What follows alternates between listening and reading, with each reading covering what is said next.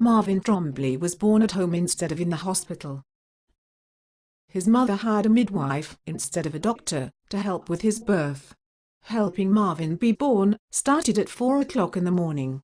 A few hours later, just when the sun was coming up, about 6:30 on a cool October morning, little Marvin came into the wide world.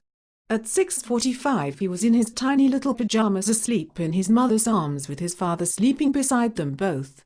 But baby Marvin was not asleep. He was wide awake looking out the window at the beautiful sky, as the sun rose over his back garden.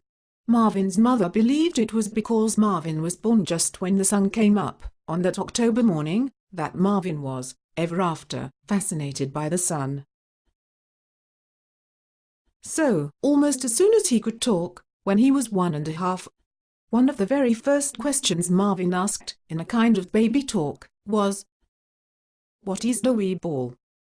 "The ball, up at sky." Once Marvin knew that it was called the sun, he did not mention it again. But he must have saved many questions about it for a long time. Because when Marvin was 2.5, he started to ask those questions, almost like he could not stop. Why was the sun so far away? What is the sun for? Why did it make his face warm? Did the sun really make the grass green? How did it do that? And would the sun come up tomorrow? Was there always a sun? Would it ever go away, and not come back? All kinds of questions, so many questions that sometimes his mother called him Sonny, just for fun.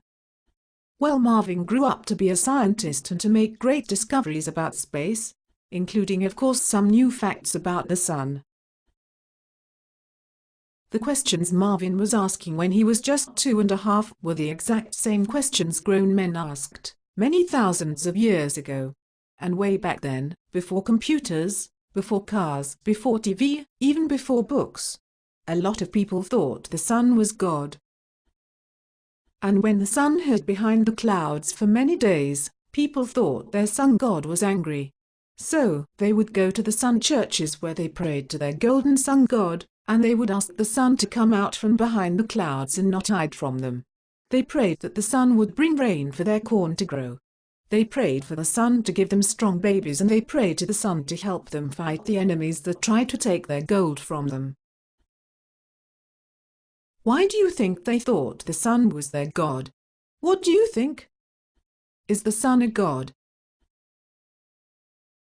If you were going to start a church, say, just a church for kids only, what would your god be? Would he be a sun god? A moon god? What about a god that could give 3 wishes? Do you think there is a god?